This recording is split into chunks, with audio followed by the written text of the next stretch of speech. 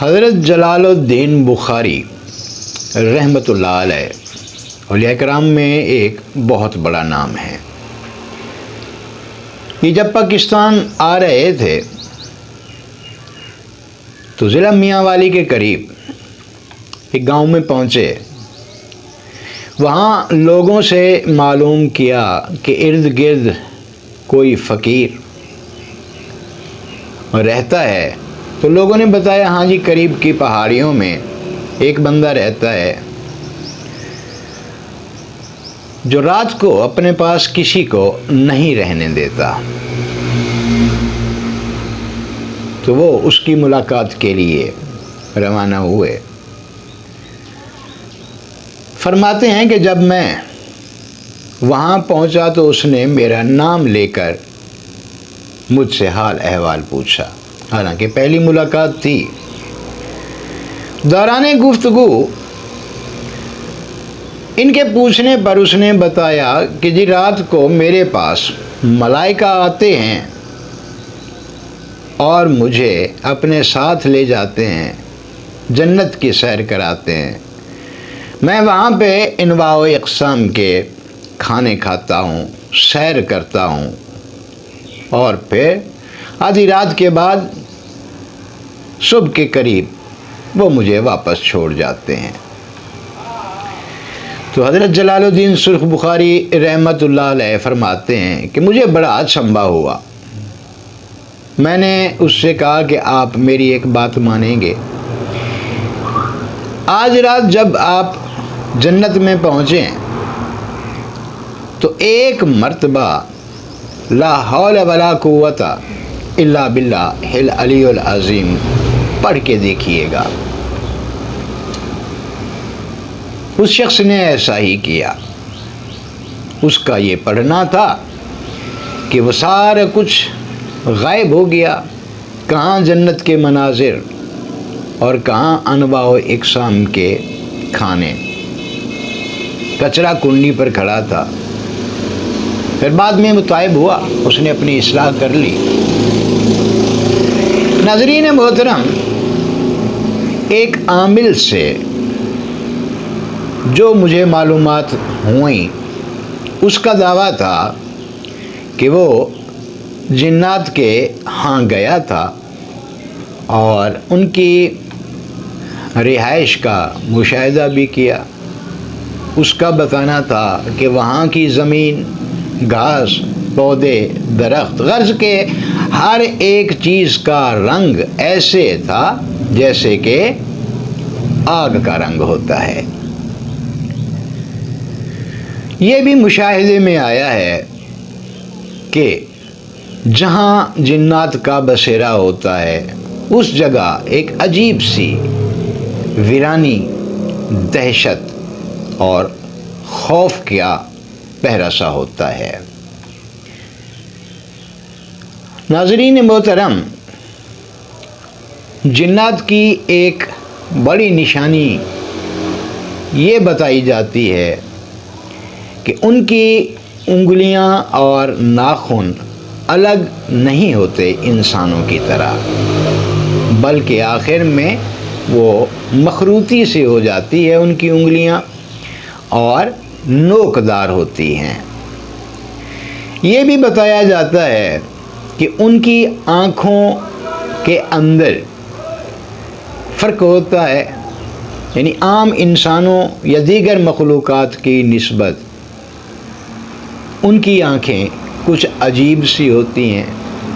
اگر آپ نے کبھی بلی کی آنکھوں کو دیکھا ہو، جس کے سیاہ آنکھ کے سیاہ دائرے کے اندر یوں اوپر اور نیچے کی طرف الف کی طرح ایک نشان ہوتا ہے، کہتے ہیں کہ جنات کی آنکھیں بھی ایسی ہی ہوتی ہیں، بجائے یوں ہونے کے یوں ہوتی ہیں۔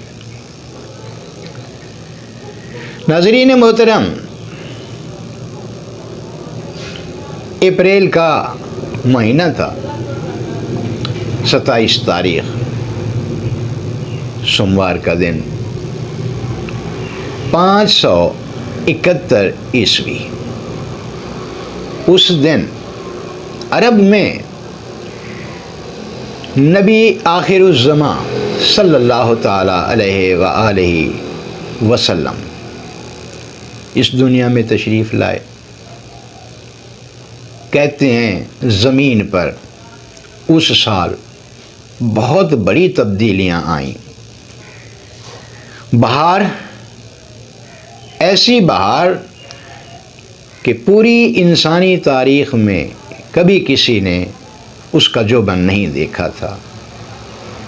یہ بھی بتایا گیا ہے کہ اس سال ہر وہ عورت جو ماں بننے والی تھی اس کے ہاں صرف بچہ ہی پیدا ہوا۔ اسی دن جنات کا آسمانوں میں داخلہ، شیاطین سے، وہ جنات جو شیاطین ہیں ان کا داخلہ اسی دن سے آسمانوں پر بند کر دیا گیا۔ جنات کو بڑا تجسس ہوا کہ آخر ایسا کیا انقلاب آ گیا ہے جس کی وجہ سے آسمانوں میں ان کا داخلہ بند کر دیا گیا ہے۔ وہاں جا کے آسمانوں پر اس سے پہلے جنات ادھر ادھر کہیں چھپ کے بیٹھ جاتے تھے اور اوپر سے نازل ہونے والے احکامات میں سے کوئی لفظ، کوئی فقرہ سن لیتے تھے تو زمین پر آ کر اپنے عاملوں یا وہ افراد جن کے ساتھ جنات کی دوستی ہوتی تھی ان کو اپنی طرف سے کچھ ملا کر وہ بات بتا دیتے تھے، اور جنات اور وہ جادوگر، وہ عامل پھر اپنی طرف سے مزید اس میں اضافہ کر کے لوگوں کو بتاتے تھے۔ کچھ نہ کچھ بات اس میں سے سچ ثابت ہوتی تھی۔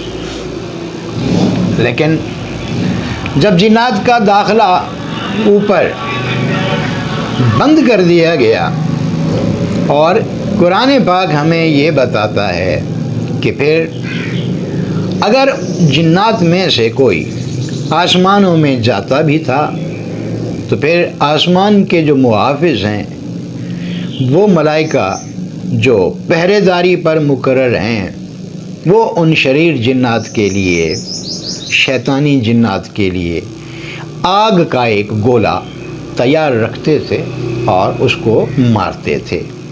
سائنس اس کو شہاب ثاقب کہتی ہے۔ جب یہ انقلاب برپا ہوا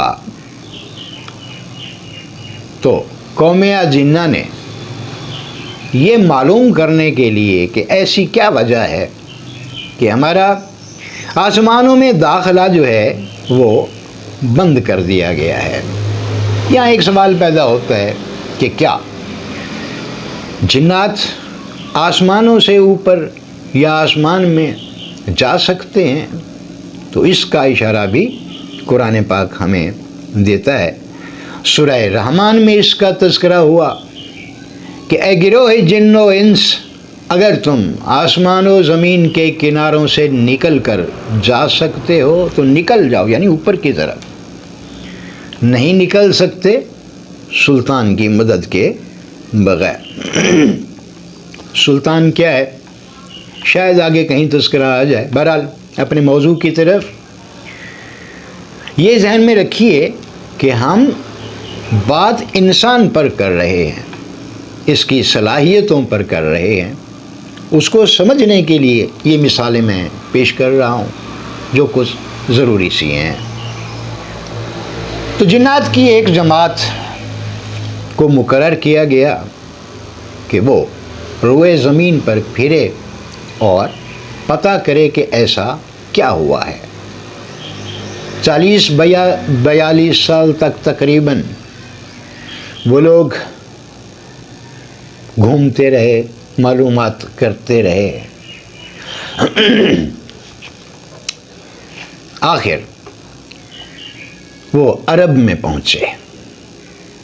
اس وقت آپ صلی اللہ تعالیٰ علیہ وآلہ وسلم کو منصب نبوت عطا کر دیا گیا تھا، جس کا آپ نے اعلان کر دیا تھا، ظاہری طور پر بتا دیا تھا کہ میں نبی ہوں۔ طائف گئے تبلیغ کے لیے، لوگوں کو گناہوں سے بچنے کی تلقین کرنے کے لیے، آگ کا ایندھن بننے سے بچنے کے لیے۔ وہاں طائف والوں نے آپ صلی اللہ تعالیٰ علیہ وآلہ وسلم کے ساتھ جو سلوک کیا سبھی کو معلوم ہے، تاریخ کی کتابوں میں لکھا ہے۔ وہاں سے واپسی پر نخلا کے مقام پر آپ نے قیام فرمایا، تو اسی رات کے کچھ حصے میں، کسی حصے میں جنات کی وہ جماعت وہاں پہنچ گئی۔ آپ صلی اللہ تعالیٰ علیہ وآلہ وسلم سے قرآن پاک سنا، انہیں یہ کلام بہت عجیب لگا، وہ اسلام لے آئے، مسلمان ہو گئے۔ جاتے ہوئے انہوں نے آپ صلی اللہ تعالیٰ علیہ وآلہ وسلم سے تحفہ بھی طلب کیا، تو آپ صلی اللہ تعالیٰ علیہ وآلہ وسلم نے ہڈی اور گوبر کا تحفہ انہیں دیا۔ ہڈی ان کے لیے پرگوشت اور جو بمنزلہ، گوبر جو ہے وہ بمنزلہ جو کے بن جاتا ہے جب اسے کھاتے ہیں۔ پھر آپ نے اپنی امت کو، اپنے پیروکاروں کو ان دونوں اشیاء سے استنجا کرنے سے بھی منع فرما دیا۔ ناظرین محترم، یہ تمہید تھی، شیطانی جنات کا کچھ تعارف تھا، کیونکہ ہمارے موضوع سے متعلق ہے۔ اب ہم پھر اپنے موضوع کی طرف پلٹتے ہیں، اصل موضوع کی طرف۔ قرآن پاک میں آخری سورہ جو ہے سورہ والناس، اگر اس کے معنی و مطالب پر، مفہوم پر غور کریں تو پتہ چلتا ہے کہ حقیقت کیا ہے۔ قل یعنی آپ صلی اللہ تعالیٰ علیہ وآلہ وسلم فرما دیجئے، بتا دیجئے، کہہ دیجئے، بلکہ میں کہوں گا کہ سکھا دیجئے کا مفہوم بھی اس میں آ سکتا ہے۔ اعوذ برب الناس، میں لوگوں کے رب کی پناہ مانگتا ہوں۔ مالک الناس، جو لوگوں کا مالک ہے۔ الہ الناس، جو لوگوں کا معبود ہے۔ من شر الوسواس الخناس، خناس کے وسوسوں کے شر سے پناہ مانگتا ہوں۔ الذی یوسوس فی صدور الناس، جو لوگوں کے سینوں میں وسوسے پیدا کرتا ہے۔ من الجنۃ والناس، چاہے وہ لوگوں میں سے ہو یا جنوں میں سے۔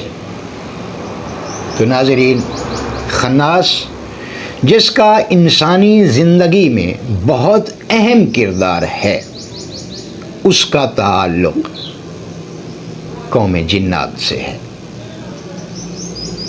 باقی پھر صحیح۔